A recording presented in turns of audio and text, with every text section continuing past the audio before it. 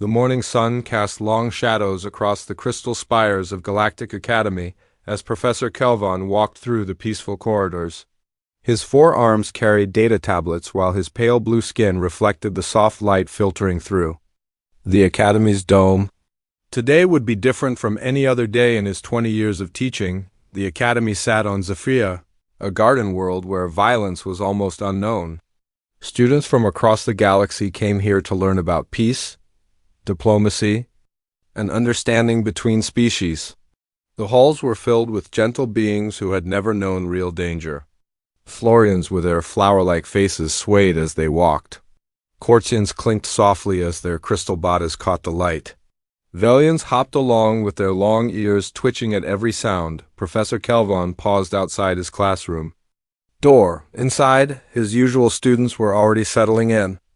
The room smelled of the calming botanical scents the Academy used to keep everyone relaxed. Soft music played in the background. Everything was designed to make learning easy and stress-free, but today, everything would change. The Academy's communication system crackled to life. Director Yala's voice, usually calm and measured, carried a note of tension. All faculty, please note that we have 2 new students joining our programs today. Both have been approved by the Council despite some unusual circumstances. Professor Kelvin's stomach tightened. He had received the files yesterday but had barely believed them. After decades of only admitting herbivorous species, the Academy was taking a massive risk. The first new student was already causing whispers throughout the Academy. Razor, a draconian warrior, was the first carnivore ever admitted to the prestigious school. The very thought made Professor Kelvin's skin change to a deeper blue, a sign of stress among his people. Draconians were legends throughout the galaxy. 7 feet tall with obsidian scales that could deflect energy weapons. Their yellow eyes could track movement across vast distances. Their claws could tear through metal. They were born hunters, raised in a culture that valued strength above all else. Their homeworld was a battlefield where only the strongest survived. The second new student had arrived with much less fanfare. Jake Morrison, a human from Earth. Professor Kelvon had only recently learned that humans existed. Earth was listed in the Galactic database as a Class 9 death world, but the entry was brief and mostly ignored. Humans were described as omnivores, with no special abilities. They seemed harmless enough. As Professor Kelvon entered his classroom, he saw his regular students had already arranged themselves in their usual peaceful circle. The Florians sat near the windows where they could absorb sunlight. The Courtians positioned themselves where the light would create beautiful patterns on the walls. The Velians clustered together, their sensitive hearing making them prefer quiet corners. "Good morning, class," Professor Kelvon said, his voice carrying the slight musical quality of his species. "As you may have heard, we have 2 new students joining us today. I want everyone to remember our core principle: understanding comes through patience and open minds." The students nodded, but Professor Kelvon could see the tension in their body language. A Florian named Petal had her petals closed tight, a sign of fear. The Courtians were dimming their natural light. Even the usually cheerful Velians had their ears pressed flat against their heads. Heavy footsteps echoed in the hallway outside. Each step seemed to shake the peaceful atmosphere of the Academy. The sound grew closer, and Professor Kelvon felt his heart beating faster. He had 2 hearts, like most Zenori, and right now both were racing. The door slid open with a soft whisper, and Razor entered the classroom. The effect was immediate and overwhelming. Razor stood in the doorway like a living shadow, his obsidian scales reflecting the classroom's soft light in sharp, angular patterns. His yellow eyes swept the room, taking in every detail with the focused intensity of a predator. When he moved, his muscles rippled under his scales, each step deliberate and controlled. The students reacted instantly. Petal's petals snapped completely shut, and she made a small whimpering sound. The Courtians went completely dark, their natural defense against threats. The Velians huddled together, their large eyes wide with terror. Even Professor Kelvon found himself taking a step backward. Razor's voice, when he spoke, was deep and rumbling like distant thunder. I am Razor of the Shadowclaw clan. The Academy has granted me the honor of studying here. His words were formal and respectful, but they carried an undertone of barely contained power that made everyone nervous. Please take a seat wherever you're comfortable, Professor Kelvon managed to say. His voice slightly higher than usual, Razor moved to the back of the classroom and the students parted before him like water. He sat down carefully, his large frame making the chair look tiny. Even sitting, he dominated the room with his presence. His tail, thick and powerful, curved around the chair, and his claws extended slightly as he settled in. Just as everyone was trying to adjust to Razor's presence, the door opened again. This time, the footsteps were quiet, almost silent. Jake Morrison entered the classroom, and the contrast was striking, where Razor was tall and imposing. Jake was average height with brown hair and a friendly face. He wore simple clothes and carried a basic backpack. His movements were quiet and smooth, but not in the same way as Razor's predatory grace.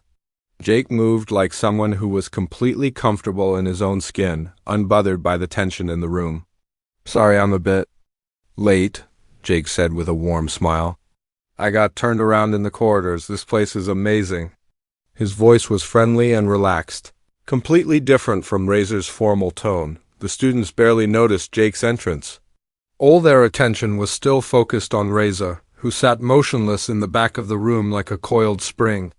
Jake seemed to realize this and didn't appear offended. Instead, he looked around the room with genuine interest. Mind if I sit here? Jake asked a group of Velians. They nodded quickly, though their eyes kept darting to Razor.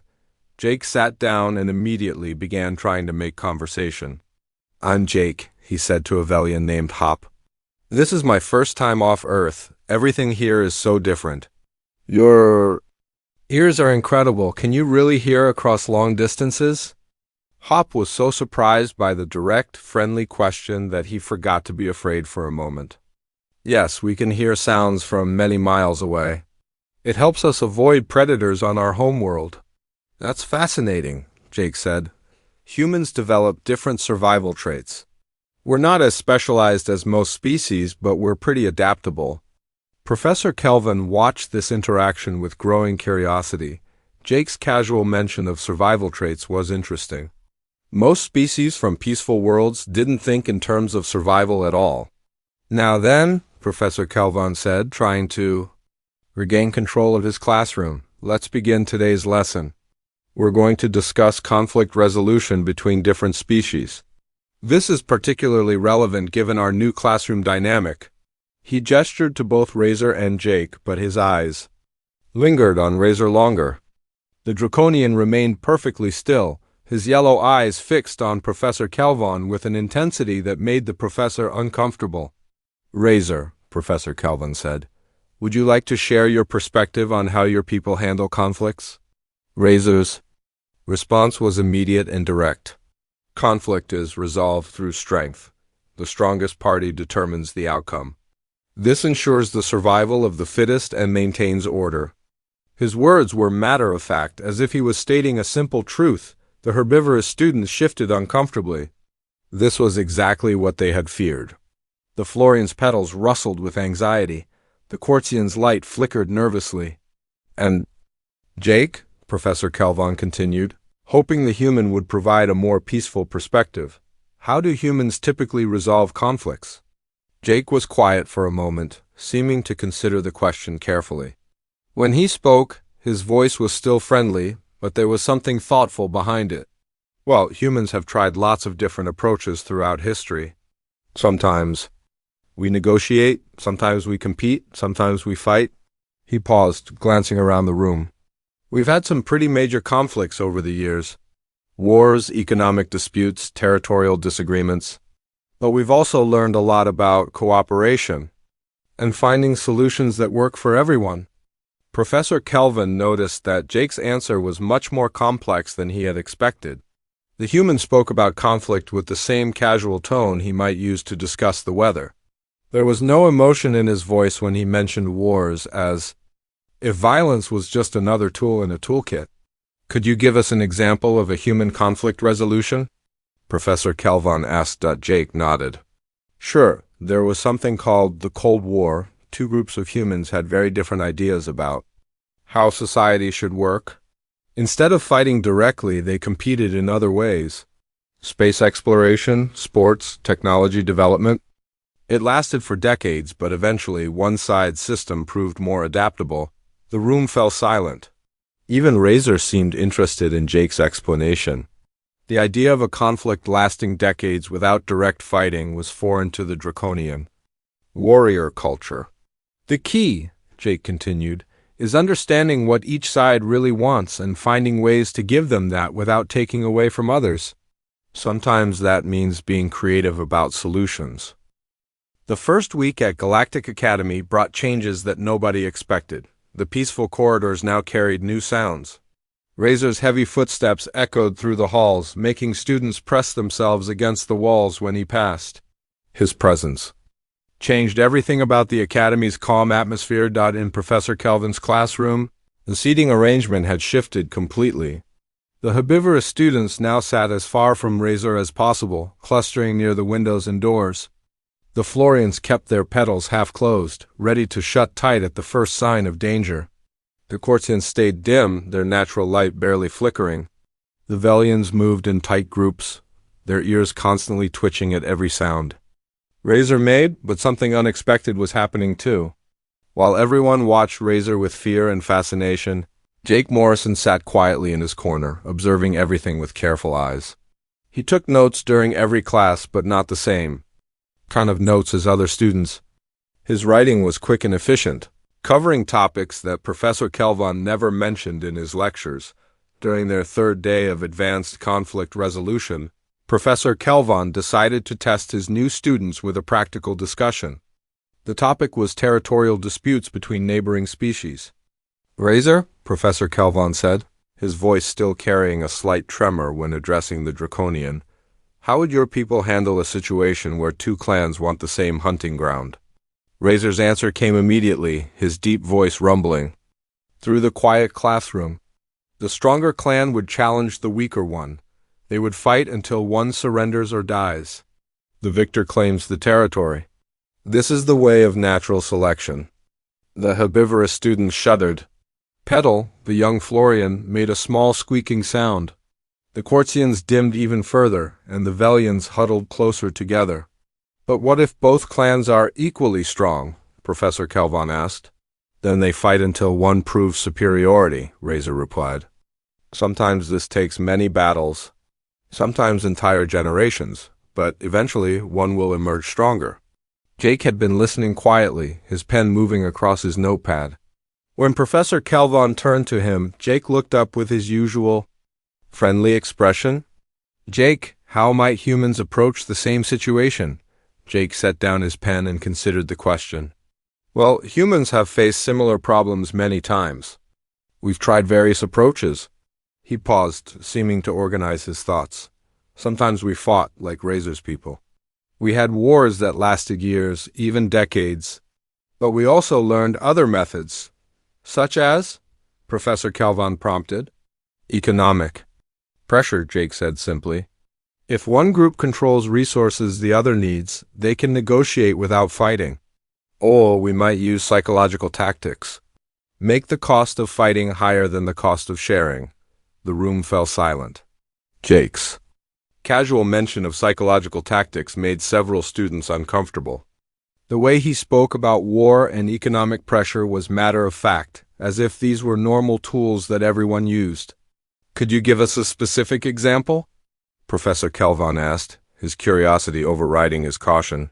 Jake nodded. "Sure, there was a situation on Earth called the Cuban Missile Crisis. Two major powers were ready to fight, but instead of attacking directly, they used threats and negotiations. They made it clear that fighting would cost more than anyone could afford. So they found a solution that let both sides save face." Razor's yellow eyes focused on Jake with new interest. "You speak of warfare without honor. This is deception." "Not deception," Jake replied calmly. "Strategy, sometimes the best way to win is to make your opponent choose not to fight. If you can achieve your goals without losing people, that's better than victory through battle." But how do you prove strength without fighting? Razor asked. His voice carried genuine confusion. Jake smiled. By showing that you could win if you had to fight, but choosing not to. That takes a different kind of strength. Professor Kelvon watched this exchange with growing unease. Jake's knowledge of conflict seemed vast and detailed. He spoke about warfare and strategy with the same casual tone other students used to discuss their hobbies. The next day brought an even more revealing discussion. Professor Kelvon had planned a lesson on resource management during shortages. He thought it would be a safe topic, focusing on cooperation and sharing. Let's imagine a scenario, Professor Kelvon said. A colony ship crashes on a planet with limited food supplies. How would different species organize themselves to survive? Razor's answer was predictable. The strongest would eat first. The weak would serve the strong in exchange for food. This ensures the survival of the fittest. The herbivorous students looked horrified. This was exactly the kind of thinking they had been taught to avoid. Jake? Professor Kelvon asked, hoping for a more diplomatic response. Jake was quiet for a long moment, his fingers drumming silently on his desk. When he spoke, his voice was thoughtful.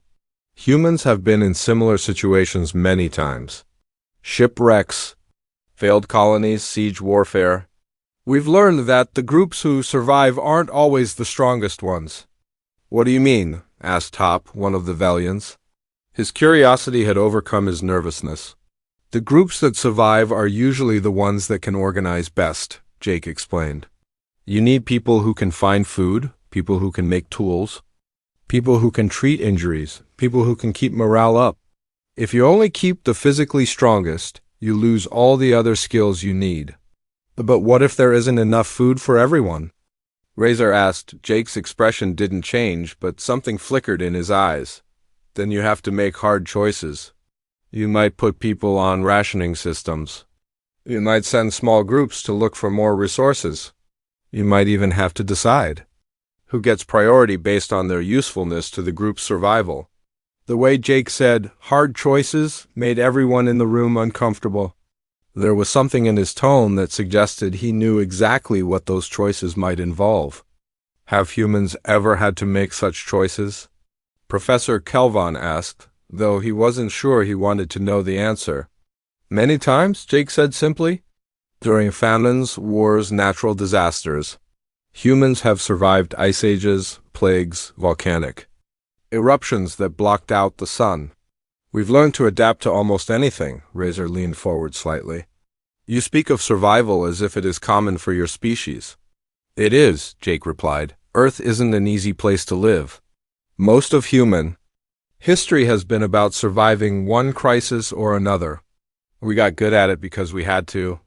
Professor Kelvon made a mental note to research Earth's classification more thoroughly. A Class 9 Deathworld, the database had said. He was beginning to understand what that might mean. The turning point came during their Friday afternoon session.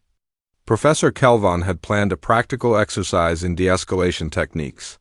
He paired students up and gave them conflict scenarios to role-play. Razor was paired with Crystal, a young Quartzian who was barely 3 feet tall. The scenario involved a disagreement over sharing workspace. Professor Kelvon watched nervously as Crystal tried to negotiate with the towering Draconian. The exercise was going well until Crystal accidentally backed into Razor while gesturing. The contact was brief and harmless, but Razor's instincts reacted. Before his mind could stop them, his claws extended with a sharp metallic sound. His lips pulled back, revealing rows of razor-sharp teeth. A low growl rumbled from deep in his throat. His yellow eyes flashed with predatory intensity. Crystal froze. In terror, her crystalline body going completely dark. The entire classroom fell silent. Even the soft background music seemed to stop. Professor Kelvon stepped forward quickly. Razor, please remember where you are. Razor blinked, his conscious mind reasserting control. His claws retracted and he forced his lips to cover his teeth. The growl died in his throat. I apologize, he said, his voice tight with the effort of controlling himself. My instincts responded to sudden contact. Crystal was still frozen, too terrified to move. The other students had backed away, some pressing against the walls. The peaceful atmosphere of the classroom had been shattered in seconds. "It's all right," Professor Kelvon said, though his own voice was shaking. "Everyone, please take a moment to calm down." But before anyone could respond, Jake stood up and walked over to Razor. The entire class watched in amazement as the human approached the still tense Draconian without showing any fear. "That was impressive control," Jake said calmly. "Most predators would have struck first and thought later. You managed to stop yourself." Razor looked at Jake with surprise. "You're not afraid?" "Should I be?" Jake asked. "You had a reflex reaction, but you controlled it." "That shows intelligence and discipline. Those are things to respect, not fear." The other students stared at Jake in disbelief. He was standing within arm's reach of a Draconian who had just displayed his predatory nature, talking to him like they were discussing the weather. "Your species has good instincts," Jake continued. "Quick reflexes, immediate threat assessment, decisive action. But you also have the intelligence to override those instincts when necessary. That's a powerful combination." Razor studied Jake's face carefully. "You speak as if you understand predatory behavior." "I understand survival," Jake replied. "Humans have their own instincts. They're just different from yours." "What kind of instincts?" Razor asked. Jake smiled, but there was something in his expression. 3 weeks into the semester, the dynamics at Galactic Academy had settled into an uneasy routine. Students had learned to navigate around Razor's imposing presence, giving him wide berths in the corridors while stealing curious glances when they thought he wasn't looking. Jake, meanwhile, had become something of a puzzle that nobody could quite solve. Professor Kelvin had been doing his research. Late nights in the Academy's database had revealed disturbing details about Earth's classification as a Class 9 death world. The more he learned, the more he worried about the quiet human who sat in the back of his classroom, taking notes with mechanical precision. The breakthrough came during Biology of Interspecies Relations, a class designed to help students understand the basic needs and behaviors of different species. Professor Yenna, a graceful sylvan with bark-like skin and leaves for hair, was discussing dietary requirements. Each species has evolved to thrive on specific types of nutrition, Professor Yenna explained, her voice carrying the musical quality common to plant-based life forms. The Florians absorb nutrients through photosynthesis and soil minerals. The Quartzians process pure energy. The Velians are herbivores who have developed complex digestive systems for processing plant matter. She gestured to Razor, who sat motionless in his usual back corner seat. Draconians are obligate carnivores. Their entire biology is designed around consuming other living creatures. Their teeth, digestive systems, and even their hunting instincts are all specialized for this purpose. The herbivorous students shifted uncomfortably. Even after weeks of classes, they still found discussions of carnivorous behavior disturbing. "And humans?" Professor Yenna asked, turning to Jake. "What category do your people fall into?" Jake looked up from his notes, his expression thoughtful. "Humans are omnivores. We can eat both plants and meat. Our teeth are designed for both cutting and grinding. Our digestive systems can process a wide variety of foods." "Interesting," Professor Yenna said. "So you can survive on plant matter alone if necessary?" "For a while," Jake replied. "But humans do better with mixed diets. We evolved as persistence hunters, so meat was an important part of our development." The term persistence hunters caught Professor Kelvin's attention. He had seen it mentioned in his research but hadn't fully understood its implications.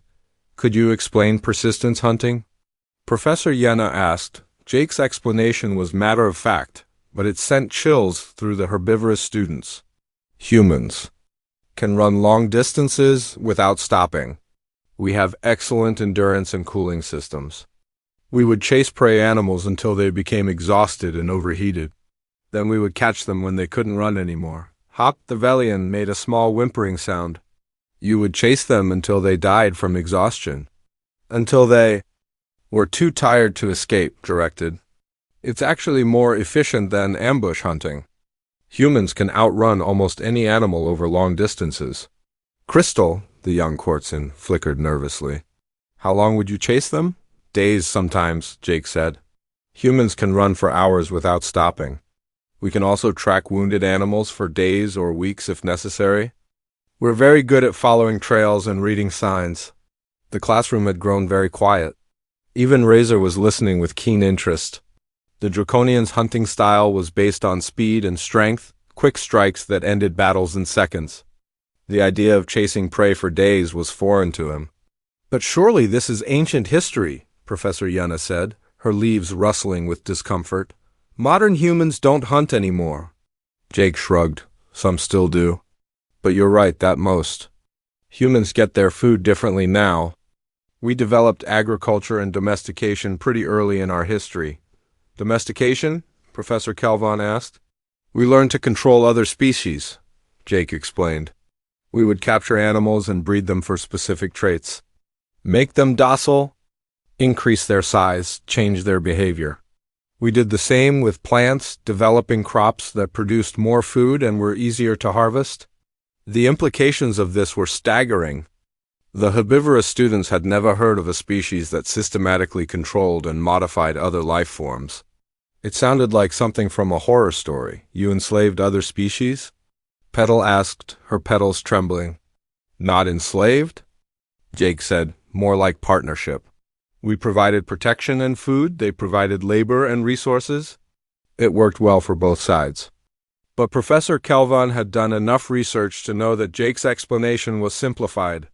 Human domestication had involved selective breeding, genetic modification, and complete control over other species' reproduction and behavior. It was a level of domination that most galactic species found disturbing. The conversation was interrupted by an announcement over the Academy's communication system.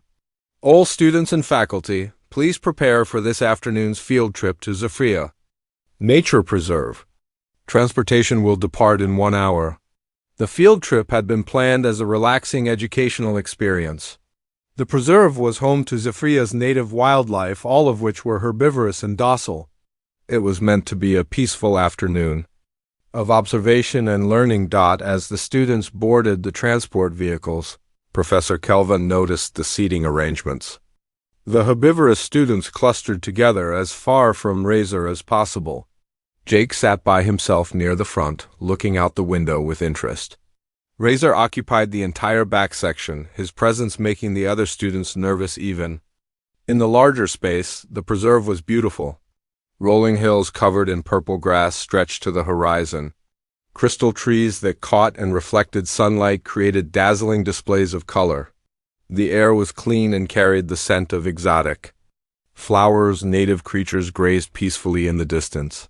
This preserve is home to over 200 species, their guide explained. She was a local Zephyrian with silver skin and large, kind eyes. All of them live in perfect harmony. There are no predators here, no conflicts, no competition for resources. The students spread out across the observation area, their data tablets, ready to record information about the local wildlife. Professor Kelvin watched Jake carefully, noting how the human's eyes constantly moved, taking in every detail of the environment. The shimmer beasts over there are particularly interesting, the guide continued, pointing to a herd of deer-like creatures with iridescent fur. They're completely peaceful and show no fear of other species.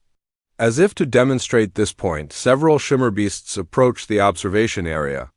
Their large, trusting eyes showed no wariness as they came within touching distance of the students. The herbivorous students were delighted. The Florians began humming in harmony with the creatures. The Quartzians created light patterns that made the shimmer beasts' fur sparkle. The Velians used their sensitive hearing to detect the animals' soft communications. Even Razor seemed interested, though he remained motionless. His predatory instincts were clearly activated by the presence of potential prey, but he controlled himself carefully. Jake observed everything with scientific interest. He watched how the animals moved, how they interacted with each other, how they responded to the student's presence. His note-taking was constant and detailed. They have no predator recognition reflexes, Jake commented to Professor Kelvin. They've been safe for so long that they've lost the ability to identify threats? That's a good thing, isn't it?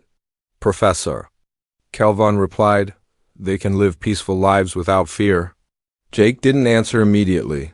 He was watching a group of young shimmer beasts playing near their parents. Maybe, he said finally. But it also makes them vulnerable if their environment changes. The peaceful afternoon was shattered without warning. A pack of shadowhounds emerged from the forest at the far end of the preserve.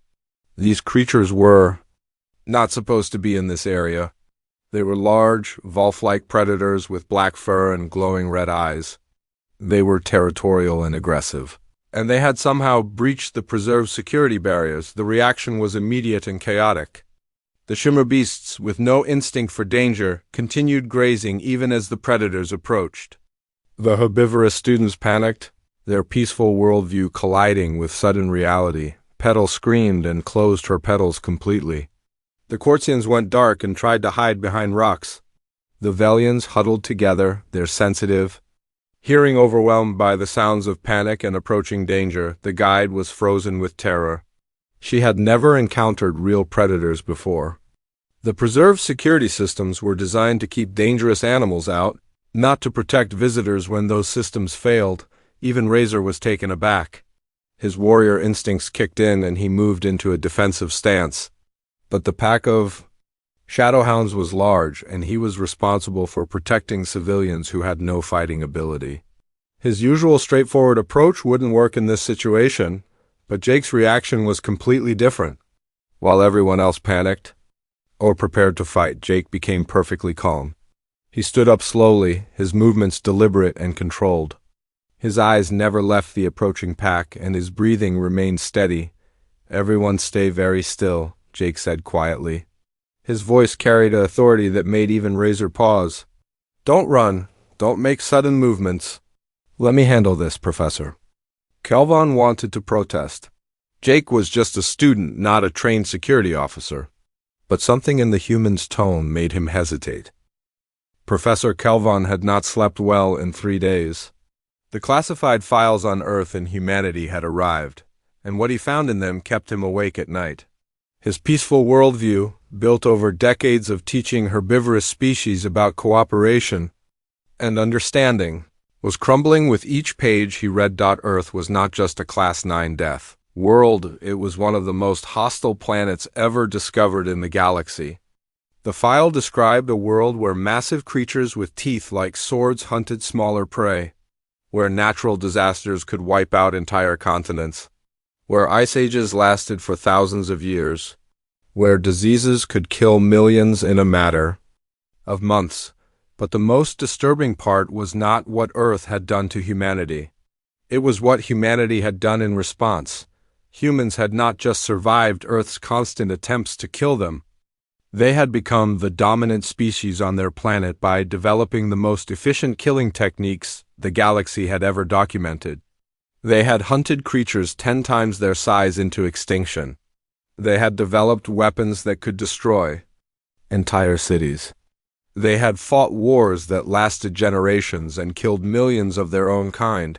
The file contained a detailed analysis of human military history that made Professor Kelvin's skin turn dark blue with stress. Humans had turned warfare into a science. They studied strategy like other species studied art. They had developed psychological warfare, biological weapons and tactics so complex that galactic military experts still studied them, and Jake Morrison was not just any human. His personal file, buried deep in the classified sections, revealed that he was a former strategic operations specialist with the Earth Defense Corps. He had served on 17 different worlds, most of them hostile environments, where normal species could not survive.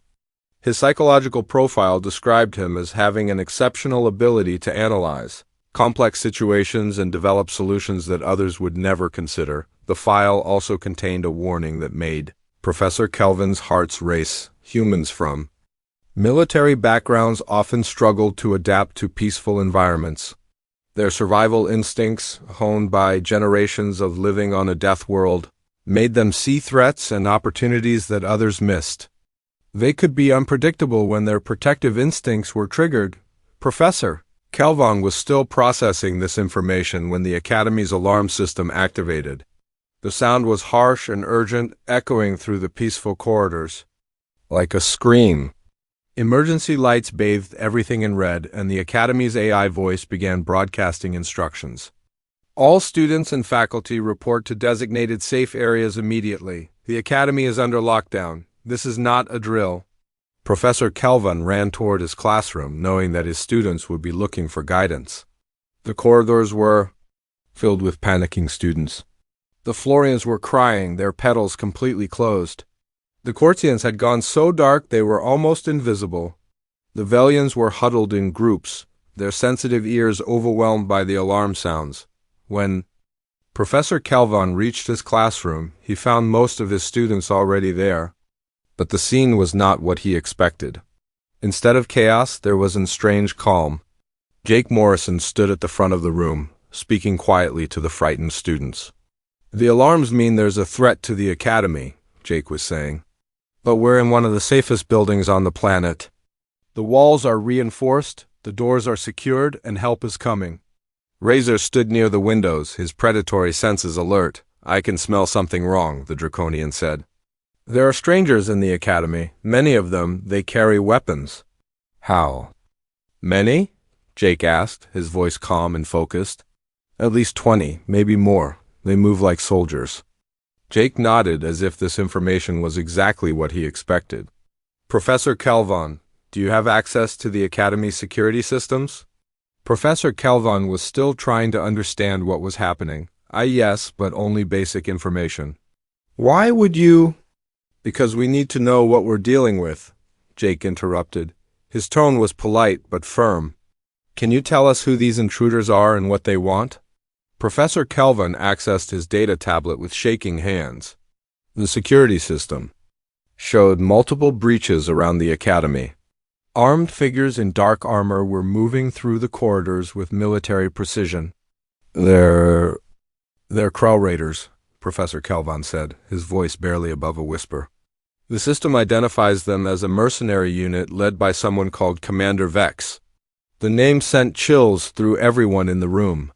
The Krell were known throughout the galaxy as one of the most dangerous species.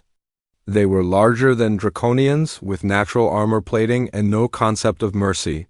They hired themselves out as raiders and enforcers to anyone willing to pay their prices. "What do they want?" Petal asked, her voice muffled by her closed petals. "Professor." Kelvon read from his tablet. "They're demanding ... They want the Academy to transfer all its research funds to their accounts. They're holding the Academy hostage for ransom." Razor snarled, his warrior instincts fully activated. "I will not hide while raiders threaten innocent people. I will fight them." "You'll die," Jake said simply. "You're a good warrior, Razor, but there are too many of them. They have better weapons and armor, and they're used to fighting together as a unit." "Then what do you suggest?" Razor demanded. "That we cower here while they terrorize the Academy." Jake was quiet for a moment, his eyes focused on something the others couldn't see. Professor Kelvon recognized the expression from his research. It was the same look human commanders had worn during their greatest military campaigns. Jake was not seeing a crisis. He was seeing a puzzle to be solved. "Professor Kelvon," Jake said finally, "can you access the Academy's building plans? I need to know the layout, the ventilation systems, the power grid." "Why would you need that information?" Professor Kelvon asked. "Because we're not going to hide," Jake replied. "We're going to stop them," the room erupted in protests. The herbivorous students were horrified at the idea of confronting the raiders. Even Razor looked skeptical. "You saw what I did with the Shadowhounds," Jake continued. "That was just basic predator psychology. The Krell are predators too, but they're also soldiers. That means they think in predictable patterns." He turned to address the whole class. "Every species in this room has abilities that the Krell don't expect. They're planning for a school full of helpless victims. They're not planning for organized resistance using techniques they've never encountered." "What kind of techniques?" Crystal asked, her light flickering nervously. Jake smiled. And for the first time, his expression carried something that made everyone uncomfortable. It was not the friendly smile they were used to. It was the smile of someone who enjoyed solving complex problems, even dangerous ones. Human techniques, Jake said. We're going to use every advantage we have, and we're going to do it in ways they won't see coming. He began outlining his plan, and Professor Calvon realized he was watching something extraordinary. Jake was not just making suggestions. He was conducting a military briefing with the efficiency of someone who had done this many times before. Petal, I need you and the other Florians to use your photosynthesis abilities. Can you absorb light and create dark areas on command? Petal's petals opened slightly in surprise. Yes, but why would you want darkness? Because the Krell rely heavily on their vision. If we can control the lighting, we can control where they look and where they don't. He turned to the Quartziums. Crystal, your people can bend light and create reflections. Can you make illusions? Make it look like there are people in places where there aren't any? Crystal's light brightened with understanding. We can create false images, yes. But we've never used our abilities for deception before. Today you'll learn, Jake said. Hup. Your people have incredible hearing. Can you track the raiders' movements and tell us where they are without them knowing you're listening? Hop's ears twitched with excitement. We can hear their heartbeats, their breathing, their footsteps. We can tell how many there are and which direction they're moving. Perfect. Razor, I need you to be visible and threatening. Draw their attention while everyone else works around them. Razor's eyes gleamed with understanding. You want me to? Be the obvious threat while the others attack from hiding. Not attack, Jake corrected. Confuse, misdirect, and control. We're not trying to fight them. We're trying to make them defeat themselves. Professor Calvon watched in amazement as Jake organized his students into a coordinated unit. Each species' natural abilities were being used in ways that no one had ever considered. The herbivorous students who had been terrified moments before were now focused and determined. But how do we coordinate all of this? Professor Calvon asked. The Krell will be moving fast.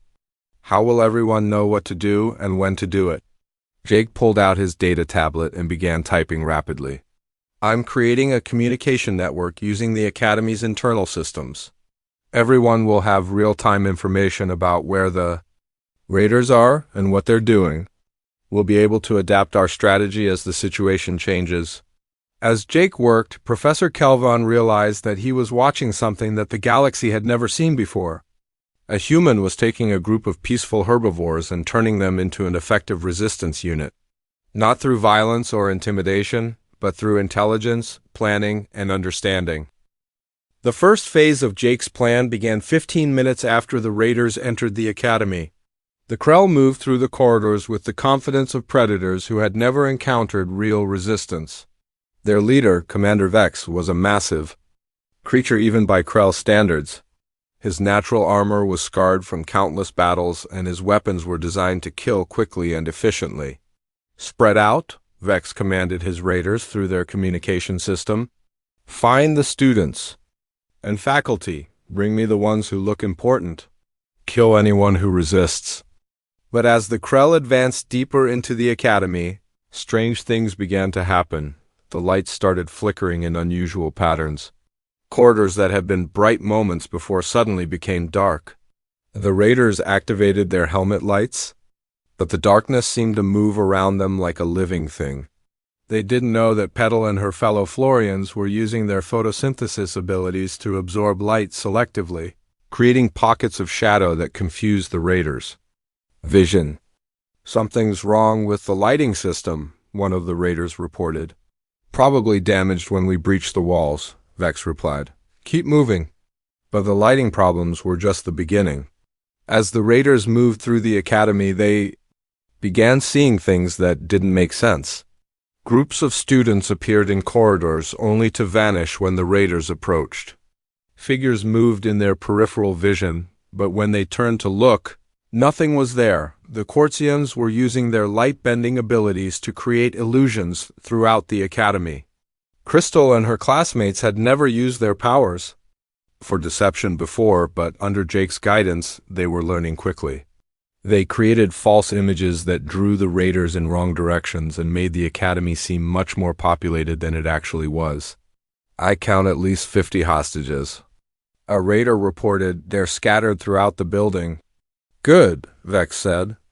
"The more hostages we have, the higher the ransom we can demand." But Vex was making his first mistake. The images he was seeing were not real students.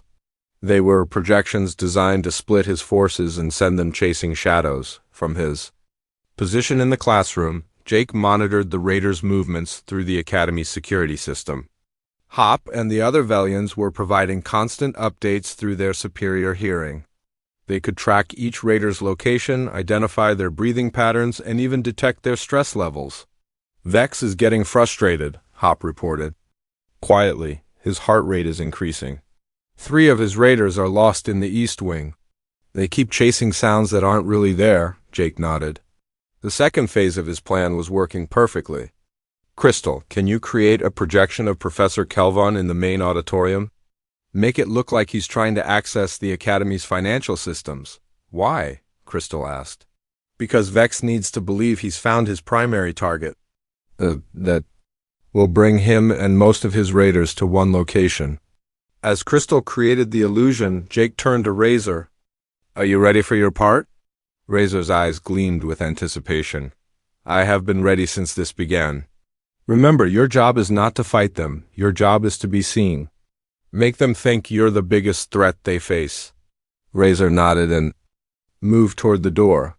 For weeks, he had been learning to control his predatory instincts in the peaceful academy.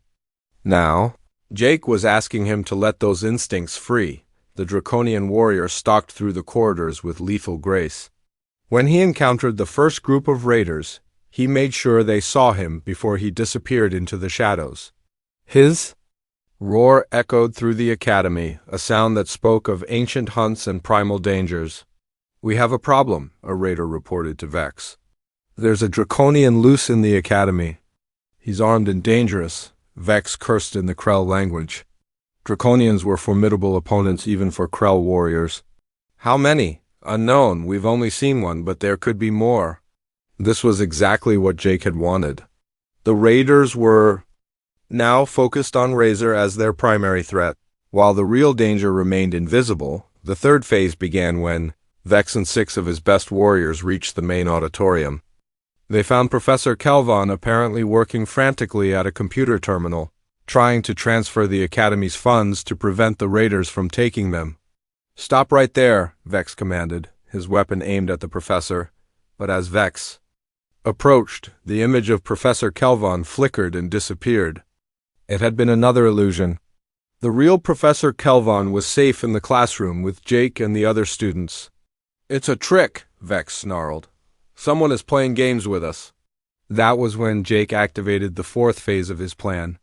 The Academy's communication system suddenly came alive with sounds designed to confuse and disorient the raiders.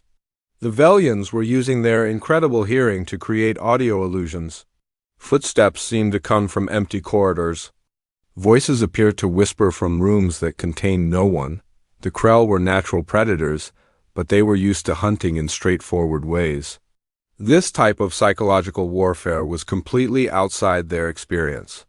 They began making mistakes, splitting up when they should have stayed together, chasing sounds that led them into empty rooms. "What's happening to my raiders?" Vex demanded over his communication system. "We keep hearing things," a raider replied. "Voices, footsteps, movement. But when we investigate, there's nothing there." Vex was beginning to understand that he was not dealing with ordinary Academy students. Someone was coordinating a sophisticated resistance operation. Someone who understood tactics and psychological manipulation. "Find whoever is running this operation," Vex ordered. "Bring them to me alive." But Jake was already implementing the final phase of his plan. He had been studying the raiders' movement patterns, learning their habits and predicting their responses. Now he was ready to turn their own aggressive nature against them. "Razor, I need you to appear in Corridor C, Section 4, Jake said through the communication system. "Make them chase you toward the gymnasium." "Petal, Cut all lights in the gymnasium except for the emergency exits. Crystal, I need projections of at least 20 armed defenders waiting in ambush. Hop, when the raiders enter the gymnasium, I want you to amplify every sound they make. Make their footsteps echo. Make their breathing sound loud. Make them feel like they're walking into a trap. As Vex and his remaining raiders followed Razor toward the gymnasium, they found themselves entering what appeared to be a carefully planned ambush. The darkness was almost complete, broken only by emergency lighting that created harsh shadows. They could see armed figures positioned throughout the large room, weapons aimed at the entrances. "It's a trap," one of the raiders whispered. "I can see that," Vex replied. But his warrior pride would not let him retreat. "We go in fast and hard, overwhelm them before they can react." The raiders charged into the gymnasium, their weapons firing at the projected defenders. But their shots passed harmlessly through the illusions. The armed defenders were nothing but light and shadow.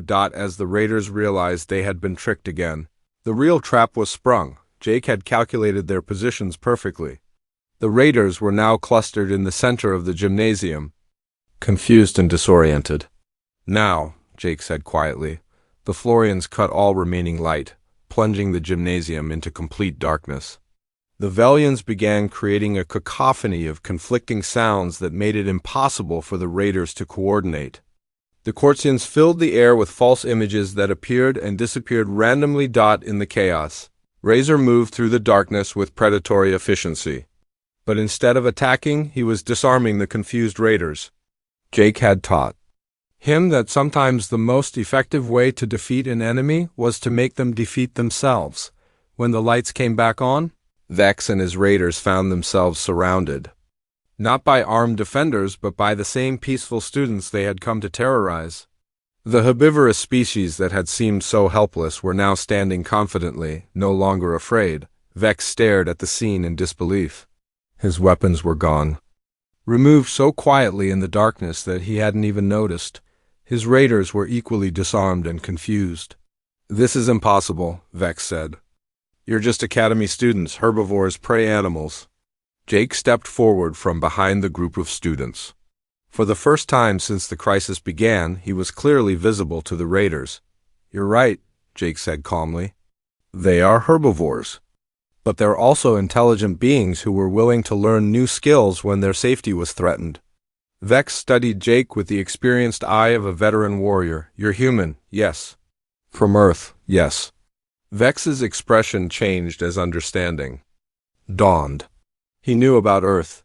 Every warrior in the galaxy had heard stories about the Deathworld that had produced the most adaptable fighters ever encountered. "You taught them to fight like humans," Vex said. "I taught them to think like humans," Jake corrected. "There's a difference. We didn't defeat you through violence. We defeated you by understanding how you think and using that knowledge against you." Professor Kelvin, who had been watching everything through the security system, finally understood what he had witnessed. Jake had not turned his students into warriors. He had taught them to use their natural abilities in ways that complemented human tactical thinking. The Florians had learned that their light absorption abilities could be used for stealth,